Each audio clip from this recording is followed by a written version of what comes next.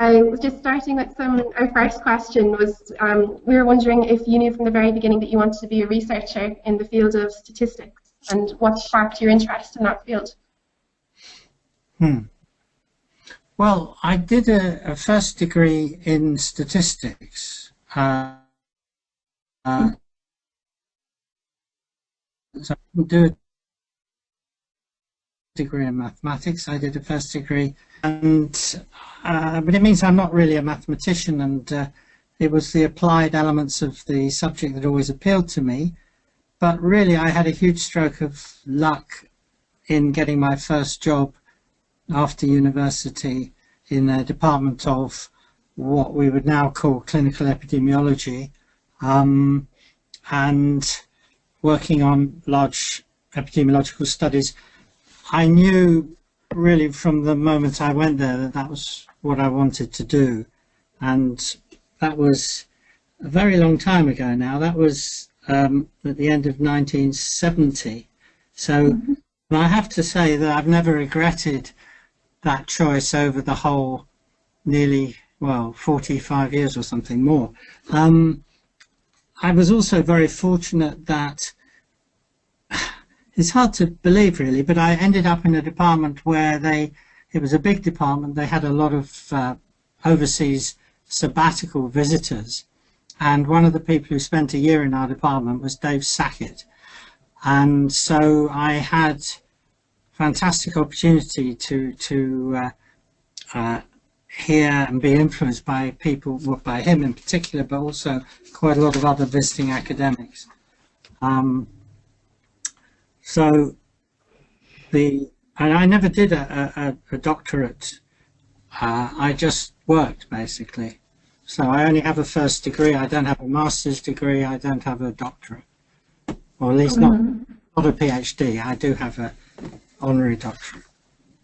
Yeah, from the University of London, is that correct? Yeah, it's a doctorate in relation to your publications. Okay, so that's a nice way of doing it.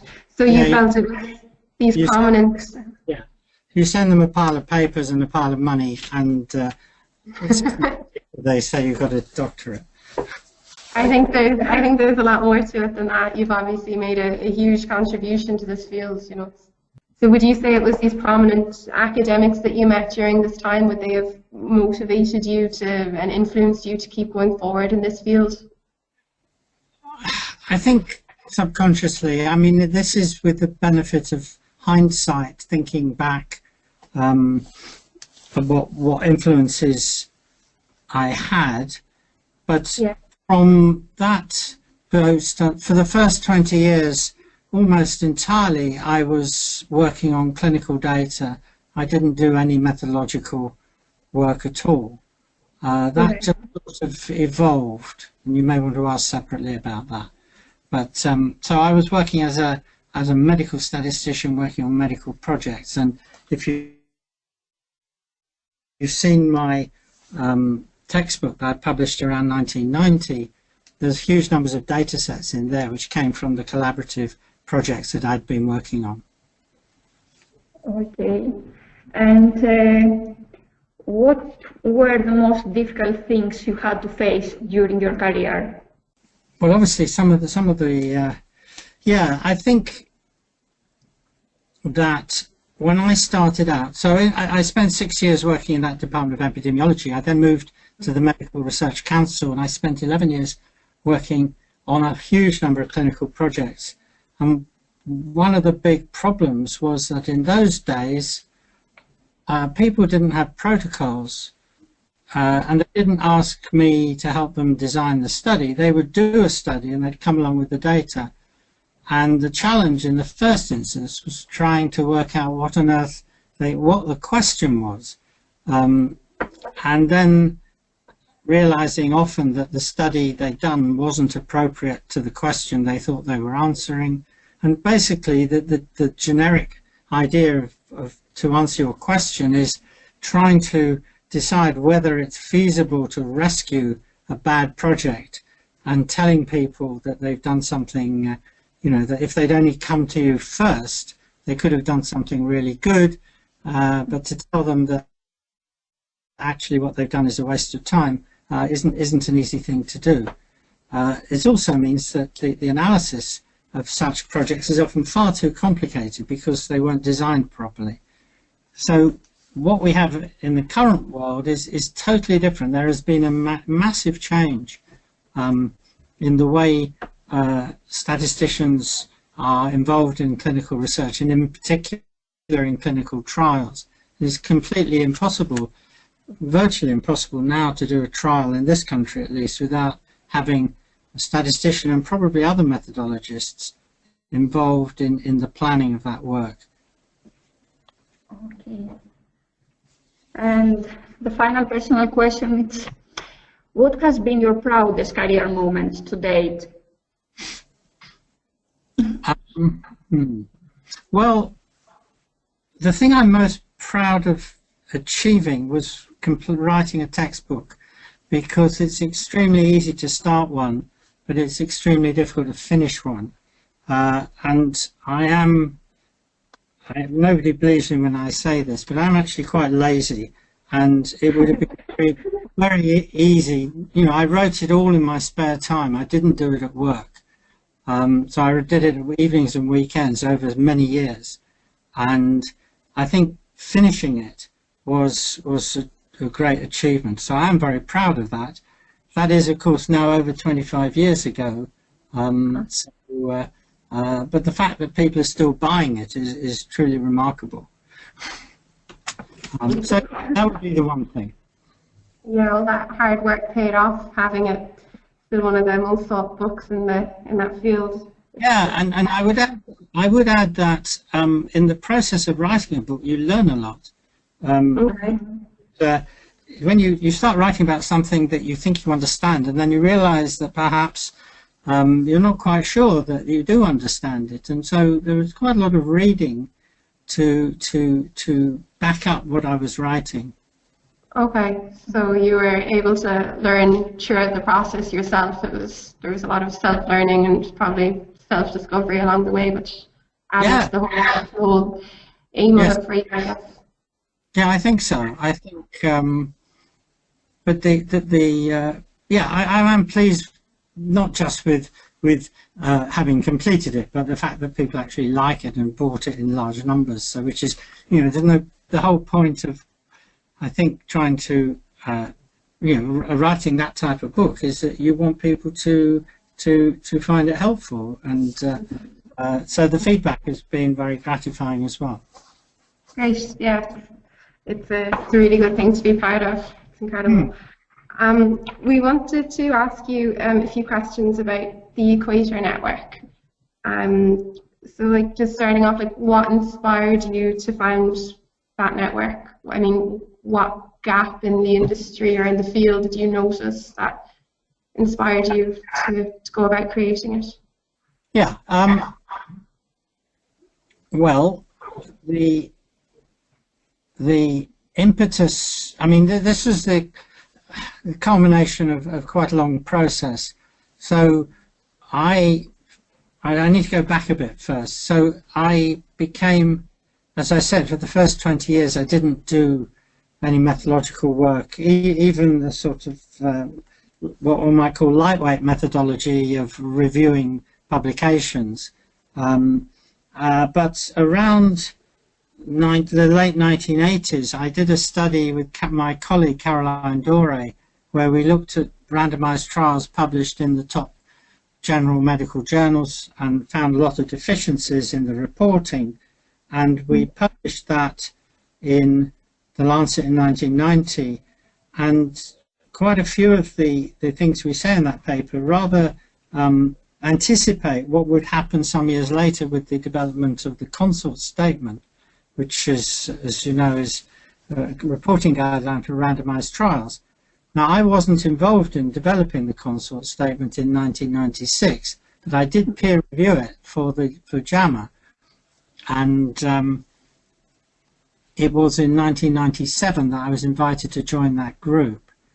And later, obviously, I was involved in many other reporting guidelines. So about 8-9 years after that, in the mid-2000s, it became apparent, and of course it's still the case, that although people were producing these guidelines, they weren't having the impact that we wanted. And you realize that the standard publication approach is very passive.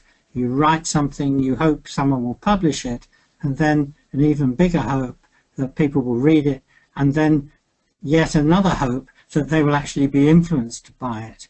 And it's clear from ongoing reviews of the literature which continue to this day that the impact is detectable but much lower than we wanted. And so Equator grew out of the recognition that we needed to move from being entirely passive to being active and proactive, I guess is the modern word, and trying to make things happen, drawing people's attention to the existence of these guidelines, trying to get changes in education, changes in journal policy, and so on, and also doing research to support the need.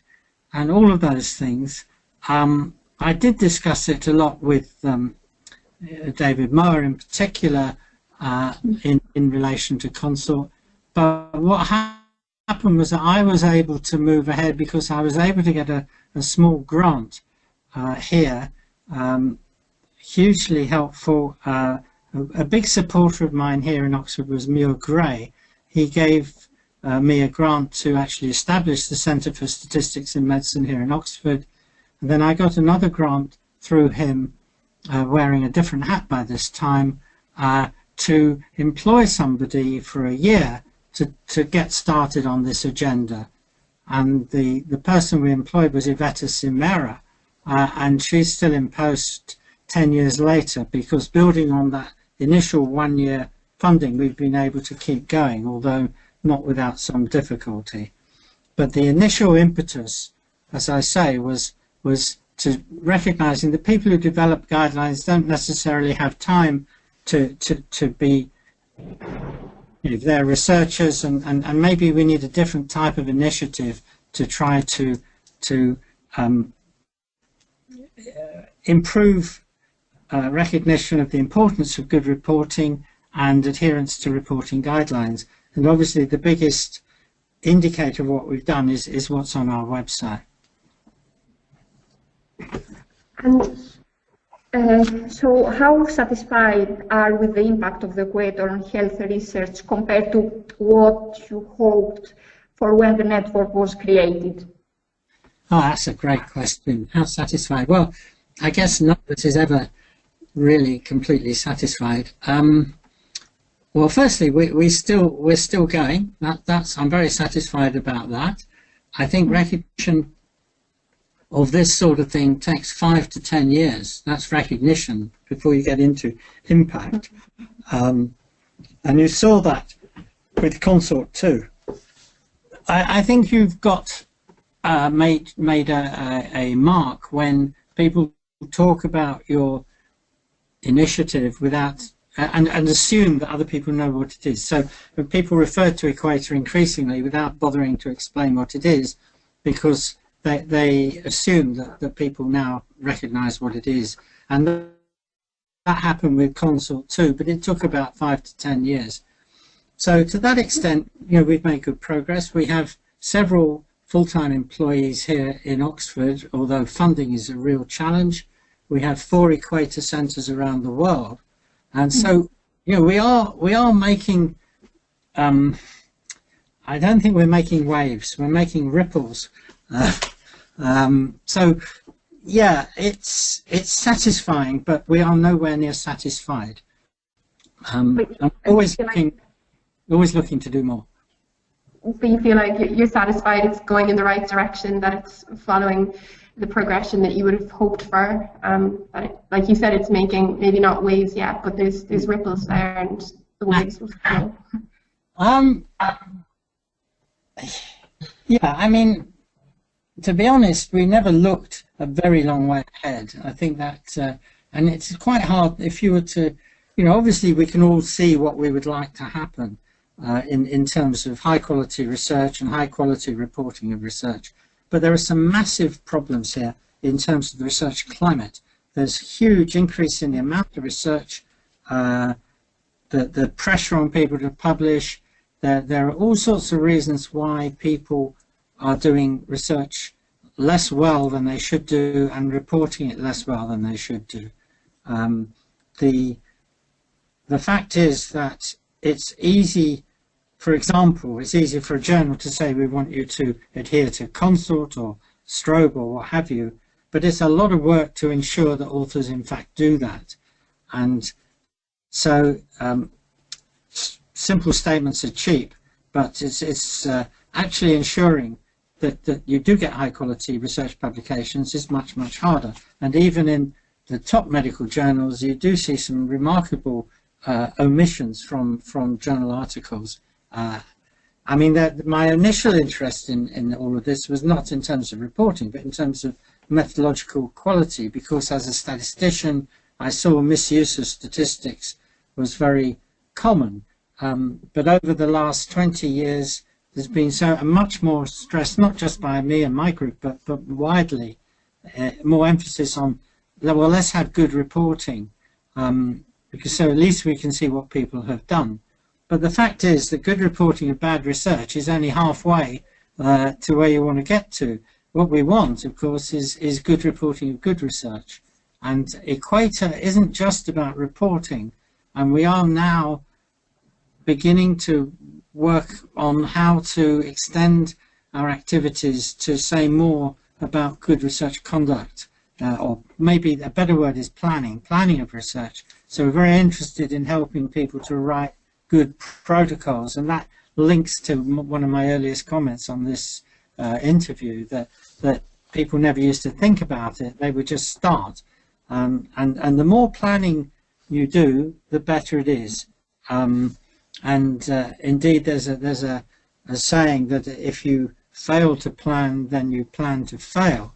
And so the more planning, the better. And so we're very interested, I think, in helping people to do better research.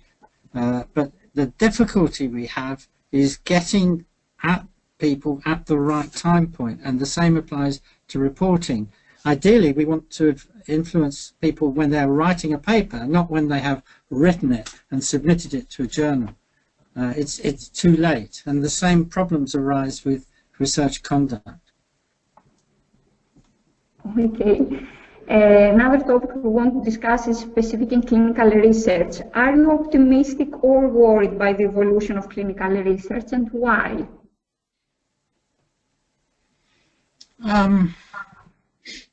Well, I can see, I mean, I am worried. I suppose I'm optimistic and worried. But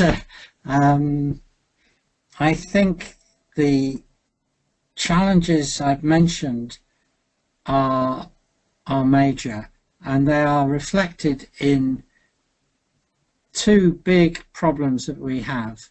One is the selective publication of research findings, interpretation of those findings, which has been shown to be widespread and is probably getting worse. The other sort of linked area, the two things go hand in hand. The other area of concern is the continuing dominance of statistical significance seen as a mark of truth, that a statistically significant result means you believe something, and if it's not significant, then there's no effect. And this is nonsense, and people have been writing about this for 60 years. And how optimistic can you be when people have been pointing out the same problems for 60 years? And I gave a talk in Paris before Christmas where I pointed out that actually people have been complaining about bad research for a century in medical journals. And it's not, unfortunately, necessarily in people's best interests to do high quality research if their goal is to get lots of publications. That's unfortunately the modern way, is that people's livelihoods depend on continuing to get more grants. And if you show that your bright idea doesn't work, you're not going to get any more grants. And so you have a lot of incentive to distort the findings to make it look as if you might get somewhere with this project and get more grants. There's a lot of reasons out there why we should not be too optimistic. Mm-hmm. I'm sorry, that's very gloomy. Yeah, it's a lot of valid points. I think that young researchers like us, particularly those who are involved in MiRoR at the moment, will be really interested in hearing about. I mean, there's a lot of, you can definitely say we should learn from the mistakes of the past and what's currently been happening, but then when you think about maybe the climate that we're in, it might not be that difficult or might not be that easy to change things. Like you said, we're probably slaves to where the next grant is coming from, or to get the publication out there to try and progress careers. And it's a systemic, it's a global problem, and it's a systemic problem. It's not within any one organization's power to make a major change, and that's and what I find distressing is the fact that these bad practices have now spread over, to other countries. We see it particularly in China, for example, where the same attitudes now prevail. We also see it moving out from medicine into nursing and other allied professions and other scientific areas that in the past researchers were employed on full-time contracts, and to some extent the actual findings of their research didn't influence their continued employment, and we've moved away from that. And it's not necessarily completely a bad thing, but it has, I think, led to some bad consequences. And you will be aware of the current concerns about the lack of reproducibility of research findings. There isn't even, to give another example, there isn't even consensus on what we mean by reproducibility. So there's a lot of confusing literature on reproducibility because it has multiple meanings. But the fact is that in many fields, in preclinical work and in social sciences, this is a major concern. But non-reproducible findings are partly a consequence of the selective publication and the dominance of significance as a means of drawing inferences. That all these major issues are interrelated. I suppose this is what led to your interest in being involved in the MiRoR project. This is essentially what we're being trained to think against and to challenge. And I know from speaking to other students that I may have done like my undergrad or my master's with, this isn't the way they're being taught or the way they're thinking. So it's quite valuable what the MiRoR consortium is trying to put together. And from speaking to you now, it's clear to see why you wanted to be involved in it, to try and change it from the early stage researchers onwards, because that's really probably where it has to be tackled. I thought the project was very exciting, actually, for various reasons, and it's not just me. Obviously, if you look at the quality of the whole team of people who've been engaged in it, we all see that this is massively important, and I think part of the way forward is to get good research practices out there into early career training before people develop bad ideas. What foundations would you say are essential to preserve the integrity of medical research moving forward? What if you had to pick the top 3 lessons that must be learned from the past or maybe even the present, what would it be? What do you think are most important? Yeah, I would have liked a bit of notice in that question. Let me think. Well, I do detect a lack of realization that what really matters is clear thinking rather than being very skilled in certain techniques. The major problems out there aren't actually usually about people using the wrong methods. They're more conceptual, more about actually choosing an inappropriate design. So there's nothing to do with some fancy modeling. I think much more problems are conceptual, to do with the appropriateness of a particular design or data set to address the question that one is interested in, and then all of the issues of inference, which I've touched on a couple of times. But I think I would also say that there's another feature of the overemphasis on statistical analysis is that people forget that what really matters is having to trust the data, that the quality of the data is hugely important. It's no good applying fancy, complex methods to lousy data.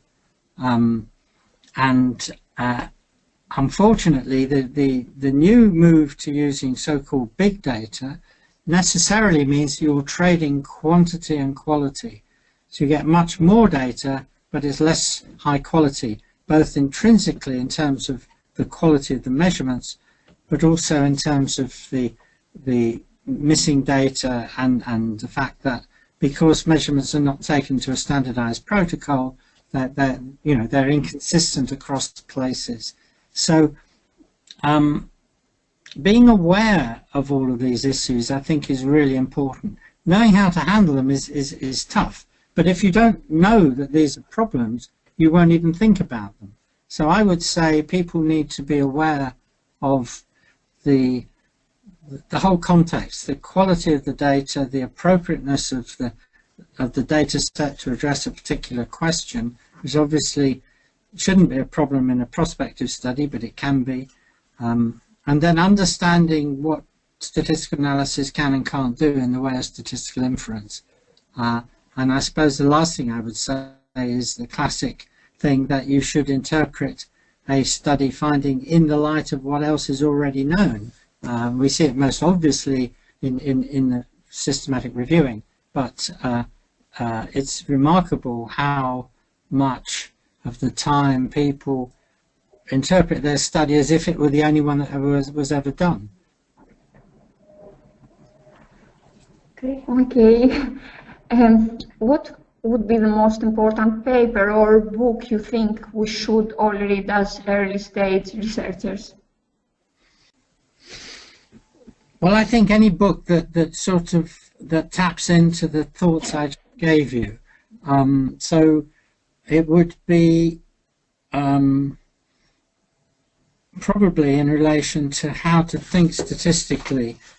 I mean, there's a very old book which I'm aware of, which I wouldn't particularly think is the right book to recommend now, but it's the one I wish I'd been exposed to when I started my career, which was by Donald Mainland, and he emphasized the importance of statistical thinking over statistical arithmetic, and I think that's such an important idea. And there are some good books. I'm not an expert on textbooks, and most books try to be, including my own, try to cover everything from study design to data analysis, inference, everything. I'm not sure I can recommend a particular book. I'll probably think of one afterwards, but something that is more focused on getting your ideas straight, on how to think conceptually about doing research.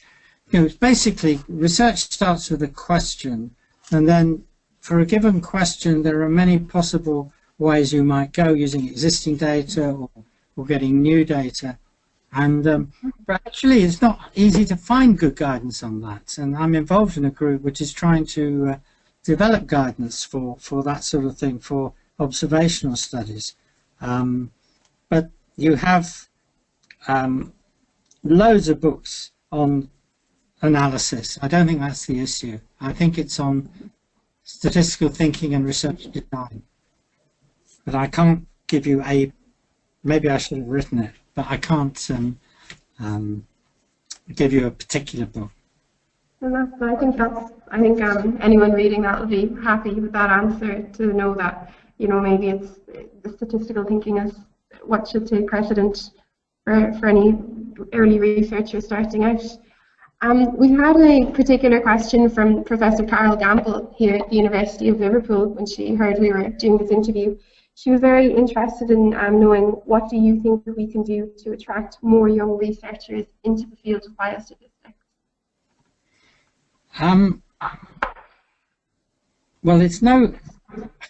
Well, obviously, the number you can attract depends on how many positions there are, and I can't really comment on that. But I think it remains. It's very interesting. Once people are in biostatistics, they find it very exciting. Very few leave to go into other careers, and yet a lot of people find their way into biostatistics who've been educated in other scientific areas. That's always been the case. It may be less common now, but it's certainly some of the best-known statisticians of my generation, and maybe even the next lot, started off in other scientific areas. And I think the reason is that people have a false idea of what statistics is. It's still seen as number crunching, a rather horrible phrase. It's about analysing data. And actually, when I give talks to students, I sometimes ask them, I say, you know, what do you think a medical statistician does? And last time I did this, I had a lot of suggestions, but none of them mentioned the idea of designing research, helping people design good quality research. So I think, unfortunately, we're stuck with the term statistics or biostatistics. It doesn't convey to people that what we do is, when people say, what do you do? I don't say, I'm a statistician. What I say depends on who I'm speaking to, but I will say that I help people design good quality research studies to answer important questions, or something like that. And most of the time of the statisticians is involved in designing research, not in analysing it. And that truth is actually rather well hidden to the outside world. And I think it's much more challenging and much more satisfying and exciting, actually, to be involved right from the outset of a project and help, you know, to go right through from the question through to the publication, if you can manage to do that whole life cycle. It's quite hard with clinical trials, but it's possible with smaller studies. Very, very satisfying. Yeah, I think you raised a lot of valid points there. I mean, I personally, Evie did come from a statistician's background, but I came from a microbiology background, where if you'd asked me as an undergrad what I thought a statistician did, I'd have a very, very different answer to what they do now, and I'd probably almost run away from the idea that I could ever be involved in such a field. But you're right, it goes beyond numbers or whatever other ideas are out there. It's, like you said, to be involved in the design of good quality research and to be there from the beginning. And I think that's an important concept that maybe needs to get out there. Well, indeed, if you look at the newspapers every day are full of stories which have statistical underpinning. There was one last week about people living near busy roads having more dementia, and you look at that differently as a statistician from you know, the general reader, I think. Definitely, yes, of course. Finally, what would you advise all the fellows who are part of the MiRoR project in their future research careers? What would I advise them? I think that, again, that's something that probably needs more thought, but I do think that there's a danger in being too narrow in your reading and in your activities. And I encourage people, even if you're working on one quite narrow topic, to try to. I mean, people have much less time, I believe, than they used to have. And if you subscribe to a journal, in the old days, the paper journal would arrive, and you could flick through it, and you would see things that you might not have thought looked interesting from the title, but just looking through, you think, well, maybe I'll read that article. Now it's all on the web, and people don't look at whole journals in the same way, and I think that's a shame. But what I would say is to try to be aware of broader issues, both in terms of general scientific conduct, and you will get that obviously from the MiRoR project, because that's a lot of emphasis on the research climate, if you like. But also, if I'm, I think if you're working, for example, as a statistician in cancer research, you work on a relatively restricted range of statistical techniques, a certain type of design, certain types of question, certain types of analysis, and you can become an expert in cancer, but not necessarily evolve as a statistician. And the same would apply. I mean, obviously, people aren't only going to be statisticians, but I think the same applies to all researchers. So I would just say to keep a broad interest, and sometimes go to talks that aren't actually directly relevant, because you might learn something. I was fortunate. I was able to do that when I was starting out, and I was within walking distance of the Royal Statistical Society meetings, so I go to those very often. Much harder, of course, for many people who are further away. On the other hand, the internet is fantastic. As you know, you can waste millions of hours on the internet, read all sorts of stuff instead of doing what you should be doing. But that applies, I think reading the general journals, looking at the BMJ and JAMA, journals like that, to see, whatever your perspective, be aware of the wider field of medical research, and not just the topic you're working on. Yeah, I think that's really good advice. Indeed, it can be probably applied to all aspects of life, to keep interested and to be aware and constantly challenging yourself, I guess. It's really good advice. I think that's all our questions, isn't it, Evie? Yes. Unless you have anything you feel we didn't cover that you'd like to add, or any questions for us, or anything like that. Nothing comes to mind immediately. I have the advantage of having thought about these issues in recent times. As one gets older, one does look back and think, how the hell did I get to where I am? Certainly there's no planning involved whatsoever. And I suppose the bit of advice I would give people is to take opportunities that arise. I think I've got to where I did by seeing opportunities to do something new and different, and just going with it. I think this is the sort of program I would have loved to have been on. So I'm very pleased to be part of it, and looking forward to having some of you coming and spending a bit of time with us here in Oxford, and also coming to whenever we all get together again.